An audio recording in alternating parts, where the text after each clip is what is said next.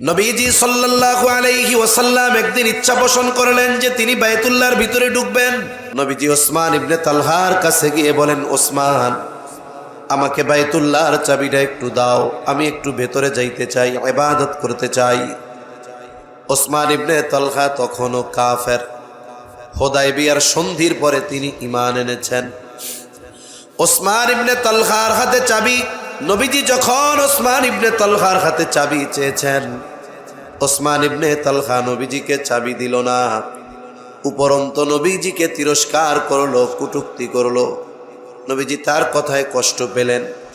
ওসমান ইবনে তালহাকে উদ্দেশ্য করে নবীজি বললেন, ওসমান, আজকে তোমার হাতে চাবি আছে, এই জন্য তুমি আমাকে চাবি দিলা না, বাইতুল্লাহে ঢুকতে দিলা না।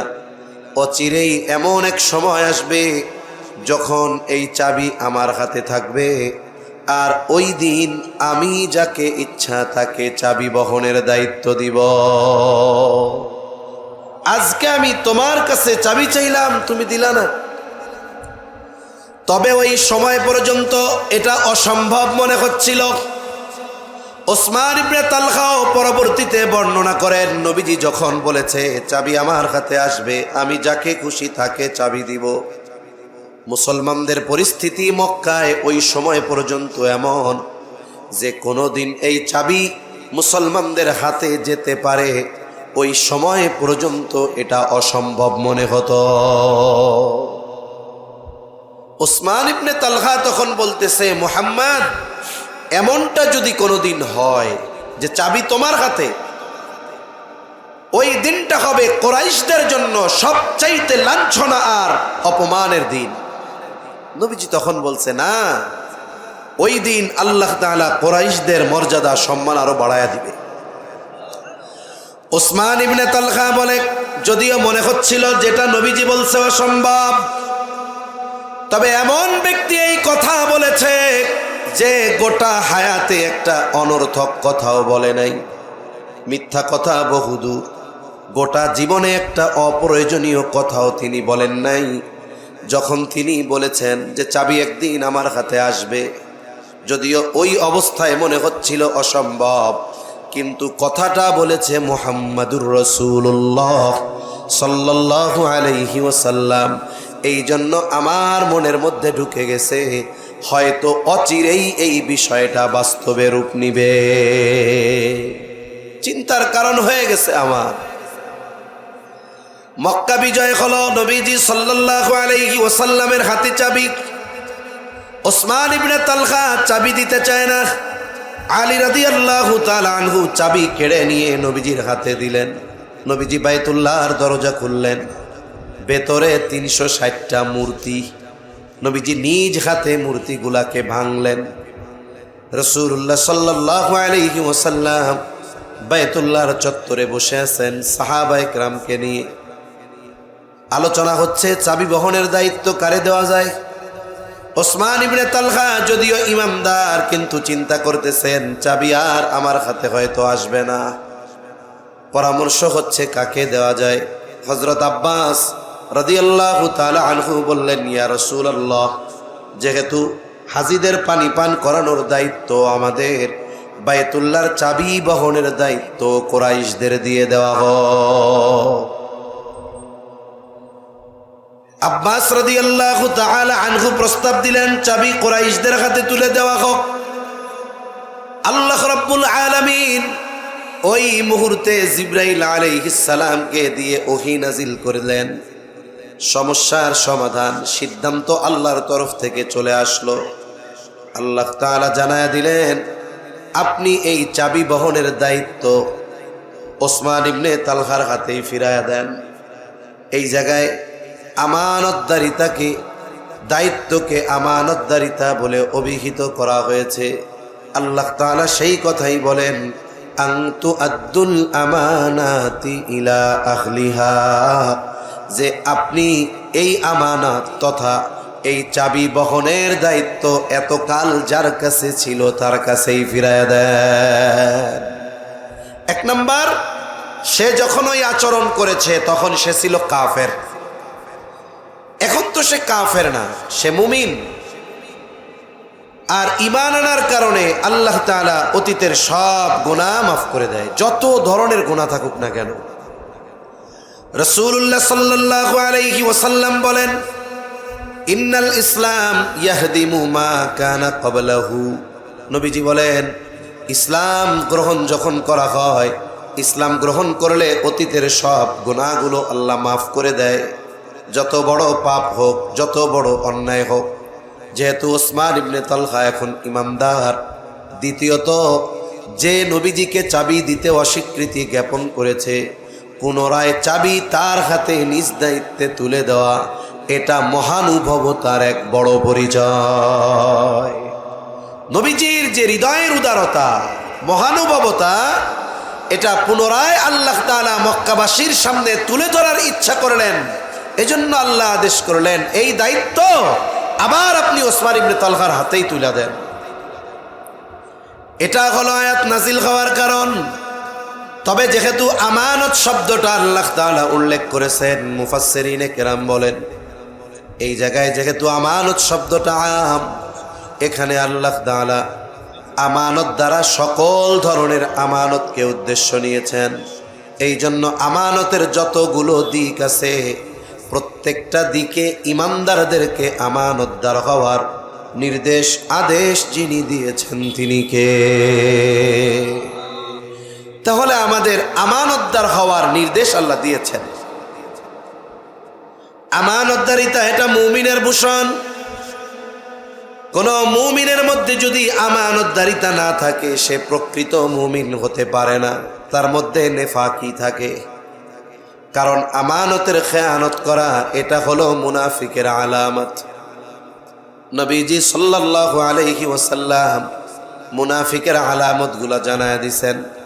আমাদের হয়তো জানা আছে, এরপরেও আমার একটু মুযাকারা করি।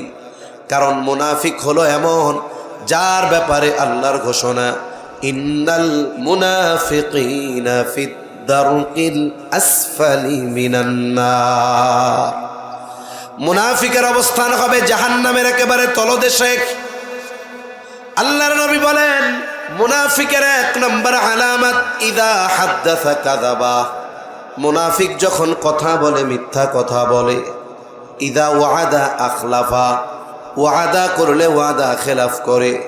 ইদা তুমিনা খানা, আমানতের খেয়ানত করে।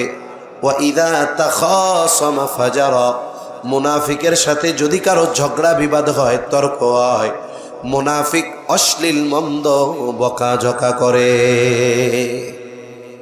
এই চারটি বিষয় যার মধ্যে আছে, তার মধ্যে মুনাফিকের আলামত সবগুলো আছে। যদি কোনো একটা থাকে, তার মধ্যে মুনাফিকের কোনো একটা আলামত হলেও আছে। এখন আফসোসের বিষয়, এই আলামতগুলো আমাদের সমাজে অনেক সময় 5 ওয়াক্ত নামাজির মধ্যে পাওয়া যায়। আছে না নাই? হজ করে আসছে হাজী সাহেব, আলামতগুলো আছে না নাই? নামাজ পড়ে আল্লাহর কাছে রোনাজারি করে বাইরে হইছে, বাইরে একটু তর্ক লাগছে, টুপি খুইলা যা গালি দেয় মুখ দিয়া কওয়া যায় না। আছে না নাই বলেন? এগুলো ইমান বিধ্বংসী এক ভাইরাস, ক্যান্সারের জীবাণু, জীবন ধ্বংস করে। মুনাফিকের আলামত ইমান ধ্বংস করে। যদি আমাদের কারো মধ্যে এগুলো থাকে, আমরা বের করে ফেলবো, আল্লাহ তৌফিক দান করেন। তাহলে মুনাফিকের অন্যতম আলামত, ইদা তুমিনা খানা, আমানতের খেয়ানত করা। আর মুমিনের ভূষণ জীবন দিয়ে হলেও আমানতের হেফাজত করা। এই জন্য আমানতের হেফাজত করা হলো মুমিনের ভূষণ। এটা সাধারণ কোনো গুণ নয়। মানুষের অনেক গুণ আছে, বলে যেই গুণগুলো অর্জন করা খুব ভালো, কিন্তু না থাকলে সে গুনাহগার না। কিন্তু আমানতদারিতা এমন এক গুণ, এটা সাধারণ কোনো গুণ নয়। এটা শুধু মানুষের ব্যক্তিত্বকে মানুষের সামনে ফুটিয়ে তুলে এমনটা নয়, বরং আমানতদারিতা এমন এক গুণ যেটার সম্পৃক্ততা ঈমানের সাথে। কিছু গুণ আছে যেগুলোর সম্পৃক্ততা শুধু আমলের সাথে নয়, বরং ঈমানের সাথে। ওই গুণগুলো যদি কোনো ইমানদারের মধ্যে না থাকে, অনুপস্থিত থাকে, তাহলে ওই ইমানদারের ঈমানের মধ্যে ত্রুটিযুক্ত হয়ে যায়।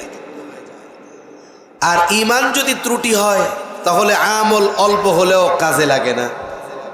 ঈমান যদি ত্রুটি মুক্ত হয়, আমল অল্প হলেও ওটা নাজাতের জন্য যথেষ্ট হয়ে যায়। এই জন্য ঈমান ত্রুটি মুক্ত করার যতগুলো গুণ, এর মধ্যে অন্যতম হলো আমানতদারিতা।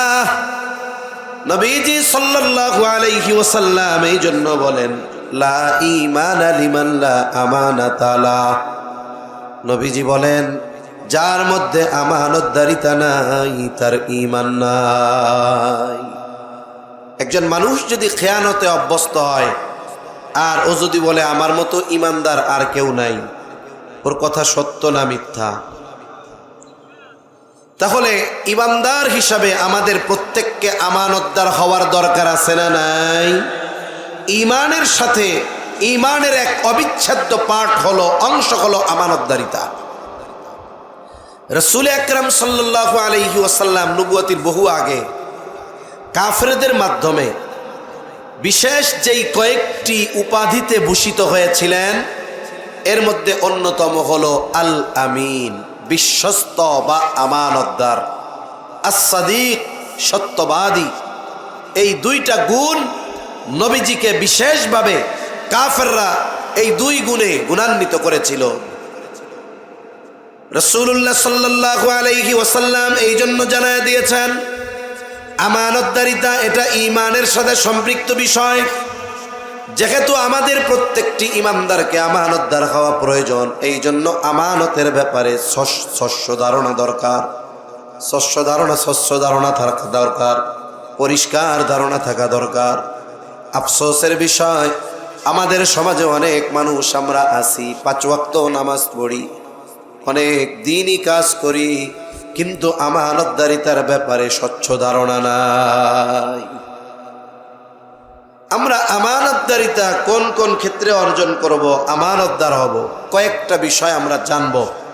শুধু জানলে হবে না, আমরা ওই বিষয়গুলো আমাদের বাস্তব জীবনে আমলে পরিণত করব ইনশাআল্লাহ। 1 নাম্বার, সাধারণত আমানতদারিতা হয় লেনদেনের মধ্যে, আদান প্রদান লেনদেনের মধ্যে। কেউ যদি আমার আপনার কাছে কোনো সম্পদ আমানত রাখে, আল্লাহর নির্দেশ, হকদার যদি ভুলেও যায়, মরেও যায়, ভুলে গেলেও তার হক তাকে ফিরিয়ে দেওয়ার দায়িত্ব আমার। সে যদি মারাও যায়, তার ওয়ারিসের কাছে এই আমানতের বস্তু ফিরিয়ে দেওয়ার দায়িত্ব আমার। শুধু আমানতের বস্তু বা সম্পদ এমন নয়, বরং কোনো বান্দার হক যদি আমার কাছে থাকে, সেটা ঋণ সম্পৃক্ত হতে পারে, সেটা ওয়ারিস সম্পদ সম্পৃক্ত হতে পারে। অনেক সময় আছে, বাবা মারা গেছে, কোথায় কি সম্পদ আছে বোনরা জানে না, ভাই খুব ভালো মতো জানে। এই না জানাকে কাজে লাগিয়ে ভাই মোটামুটি সব গ্রাস করে নেয়, বোনদেরকে বাবার হক থেকে বঞ্চিত করে। এমন বুজুর্গ লোক সমাজে আছে না নাই? অনেক আছে।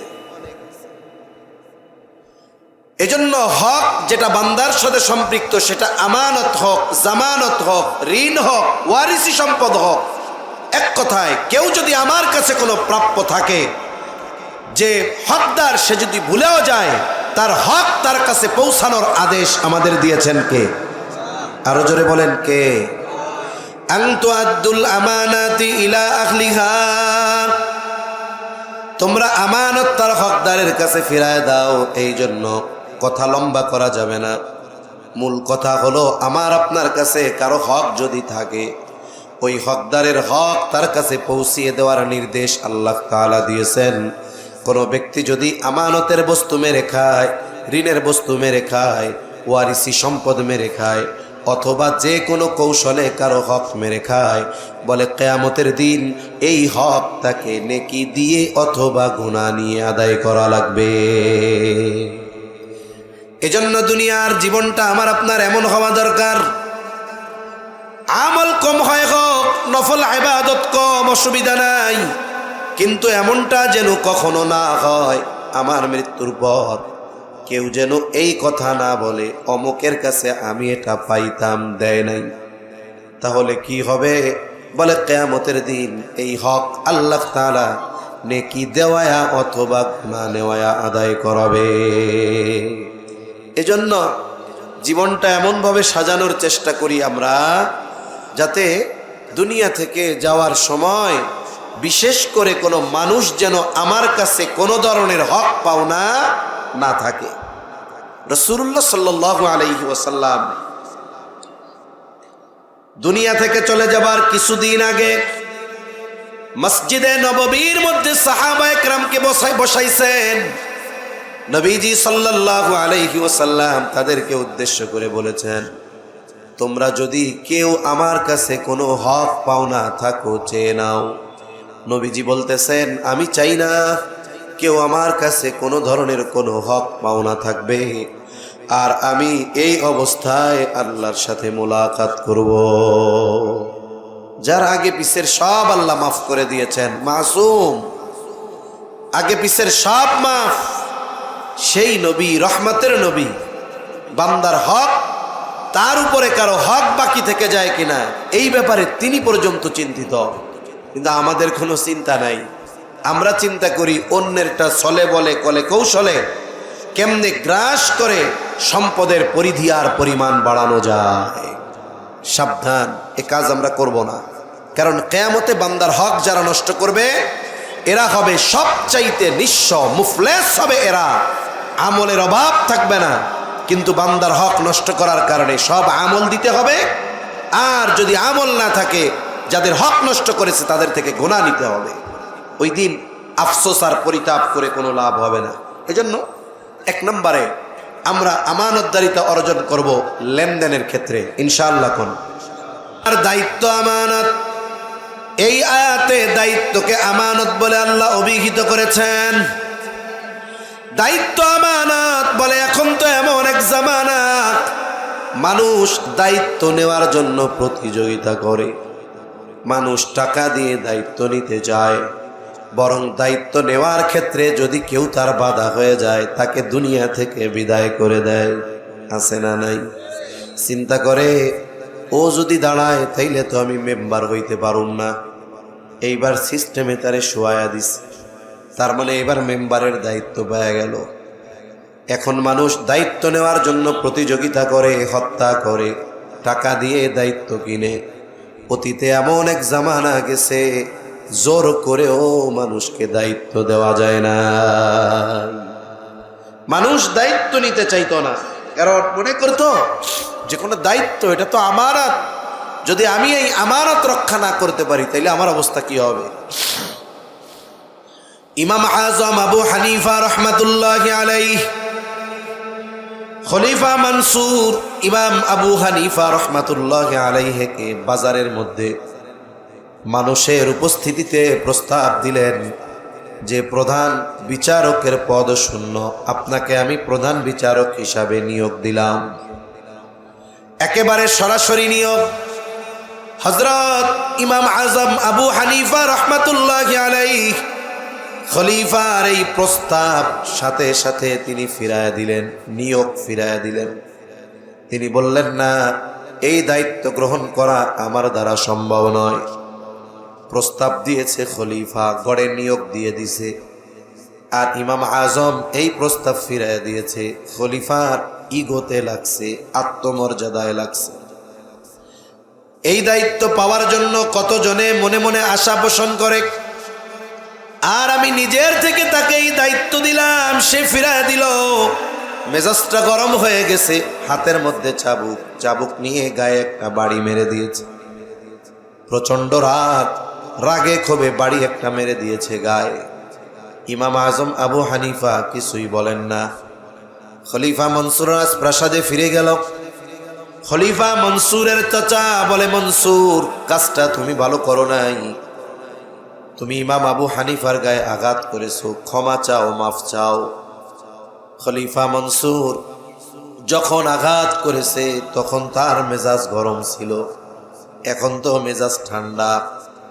কারণ মানুষ যখন রাগান্বিত থাকে, মেজাজ যখন গরম থাকে, এমন কিছু করে ফেলে, মেজাজ ঠান্ডা হয়ে গেলে ওই কথা কাজের জন্য সে লজ্জিত হয়। মেজাজ যখন গরম অনেক কিছু করে ফেলে। মেজাজ যখন গরম থাকে তরকারিতে নুন হয় নাই, এইটাকে কেন্দ্র করে বউয়ের 14 গোষ্ঠী ধরে তালাক দিয়ে দেয়। আছে না নাই? আছে অনেক। তুচ্ছ কারণে বড় ধরনের অপরাধ ঘটায় ফেলে। একটু কথা কাটাকাটি হইছে, ইগোতে লাগছে, মেজাজ গরম, এমন মার দিছে, মইরাই গেছে। খলিফা মনসুর যখন চাবুক দিয়ে আঘাত করেছে তখন তো মেজাজ গরম, এখন তো মেজাজ ঠান্ডা। চাবুক দিয়ে আঘাত করতে লজ্জা লাগে নাই, কিন্তু ক্ষমা চাইতে যাবে তার লজ্জা লাগতেছে। সে নিজে না গিয়ে তার একজন বিশ্বস্ত লোককে দায়িত্ব দিল, যাও আমার পক্ষ থেকে ইমাম আবু হানিফার কাছে যাও আর ক্ষমা চাও। যাওয়ার সময় 1 থলে স্বর্ণ মুদ্রা দিয়ে দিল, বলে এই 1 থলে স্বর্ণ মুদ্রা আমার পক্ষ থেকে ইমাম আজম আবু হানিফাকে হাদিয়া দিবা। লোকটা চলে গেছে। যাওয়ার পরে বলে, ইমাম, খলিফা তার আচরণের কারণে লজ্জিত, আপনার কাছে ক্ষমা চাইছে, ক্ষমা করে দেন, মাফ করে দেন। নববিগণে গুণান্বিত মানুষ ইমাম আজম আবু হানিফা বললেন, ঠিক আছে, মাফ করে দিলাম। ওই লোকটাও চতুর, বলে, ইমাম, আপনি যে মাফ করলেন, খলিফা নিশ্চিত হবে কেমনে? খলিফা নিশ্চিত হওয়ার জন্য 1 থলে স্বর্ণ মুদ্রা হাদিয়া পাঠিয়েছে। আপনি যদি খলিফার দেওয়া এই হাদিয়া গ্রহণ করেন, তবে এই খলিফা নিশ্চিত হবে যে আপনি তাকে মাফ করেছেন। ইমাম আজম আবু হানিফা বলে, মাফ তো করছি, হাদিয়া লাগবে না, ফেরত নিয়ে যাও। লোকটা বাড়াবাড়ি করে, বলে, আপনি রাখেন, আপনি ব্যয় না করেন, সদকা করে দিয়েন। ইমাম আজম আবু হানিফা বলে, তোমার খলিফা আমাকে এত স্বর্ণ মুদ্রা হাদিয়া দিল, এই স্বর্ণ মুদ্রা উনি পাইলেন কোথায়? এটা কি ওনার ব্যক্তিগত সম্পদ? লোকটা বলে, না, উনি এত সম্পদ, ব্যক্তিগত সম্পদ কোথায় পাবেন? কোথার থেকে দিয়েছে? বলে, রাষ্ট্রীয় কোষাগার থেকে দিয়েছে। বলেন তো, রাষ্ট্রীয় কোষাগার মানে রাষ্ট্রের সম্পদ যেই জায়গায়, ওই সম্পদের মালিক ওই রাষ্ট্রের পরিচালক নাকি জনগণ? রাষ্ট্র পরিচালককে ওই সম্পদ হেফাজতের দায়িত্ব দেওয়া হয়েছে। যেখানে রাস্তা দরকার, রাস্তার জন্য টাকা ব্যয় করবে, মসজিদ দরকার, মসজিদের জন্য ব্যয় করবে। নাগরিক যদি অমুসলিম থাকে, ট্যাক্স হোল্ডার, তাদেরও যদি কোনো প্রয়োজন থাকে, ওইখান থেকে ব্যয় করবে, শিক্ষা খাতে ব্যয় করবে। কিন্তু এই অধিকার কেউ তাকে দেয় নাই যে ব্যক্তিগত কাজে রাষ্ট্রীয় সম্পদ ব্যবহার করবে, এই অনুমতি শরীয়ত তাকে দেয় নাই। সে এই সম্পদের হেফাজতকারী। ইমাম আবু হানিফা এবার তাকে বললেন, এটা রাখা যাবে না, ফেরত নিয়ে যাবা। আর খলিফাকে বলবা, খলিফাতুল মুসলিমিন, এই যে সম্পদ, এটা রক্ষণাবেক্ষণের জিম্মাদারি আপনাকে দেওয়া হয়েছে, এবং এই দায়িত্ব পালনার্থে আপনাকে প্রতি মাসে কিছু সম্মানী ভাতা দেওয়া হয়। বলে, এই ভাতার বাইরে রাষ্ট্রীয় সম্পদ থেকে 1টি টাকাও নিজের কাজে ব্যবহার করার সুযোগ নাই। এই দায়িত্ব তার কাছে আমানত, এই সম্পদ তার কাছে আমানত। মন চাইলেই এটা যেখানে খুশি ব্যয় করা যাবে না। লোকটা ইমাম আবু হানিফার কাছ থেকে চলে গেছে। খলিফার কাছে গিয়ে কথাগুলাকে মিথ্যার প্রলেপ দিয়ে আরো সাজায় বলছে, খলিফা, ইমাম আবু হানিফার স্পর্ধা কত বড়, আপনার দেওয়া হাদিয়া তো নেয় নাই, সাথে সাথে উল্টা আপনারে খেয়ানতকারী বলছে। খলিফা আরো রাগান্বিত হয়ে গেলেন। এইবার আদেশ দিলেন, বাহিনীরে যাও, ওকে আটক করো, জেলখানার মধ্যে ভরে ফেলো। ইমাম আবু হানিফা জেলখানার মধ্যে চাবুক দিয়ে আঘাত করা হয়, আর বলা হয়, প্রধান বিচারকের দায়িত্ব নাও, ছেড়ে দেওয়া হবে।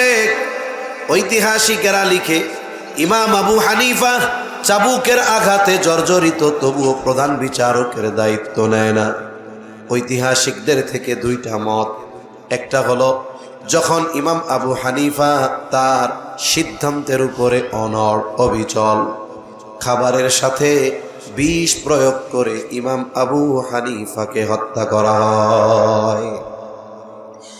2 নম্বর মত বলে উনি যখন প্রচন্ড অসুস্থ, ওনাকে ছেড়ে দেওয়া হলো, তবে গৃহবন্দী করে ফেলা হলো। ইমাম আবু হানিফা ওই অবস্থায় দুনিয়া থেকে বিদায় নেন। ওনার শাগরেদেরা জিজ্ঞাসা করে, উস্তাদ, যেই দায়িত্ব নেওয়ার জন্য আপনার উপরে এত জুলুম, এত অত্যাচার, অথচ ওই দায়িত্ব নেওয়ার জন্য যত যোগ্যতা সব আল্লাহ আপনাকে দিয়েছেন, বলে ওই সময় যদি গোটা পৃথিবীতে মাত্র একজন ব্যক্তি প্রধান বিচারকের দায়িত্ব নেওয়ার যোগ্য থাকত, বলে ওই একজন ব্যক্তি হতো ইমাম আজম আবু হানিফা।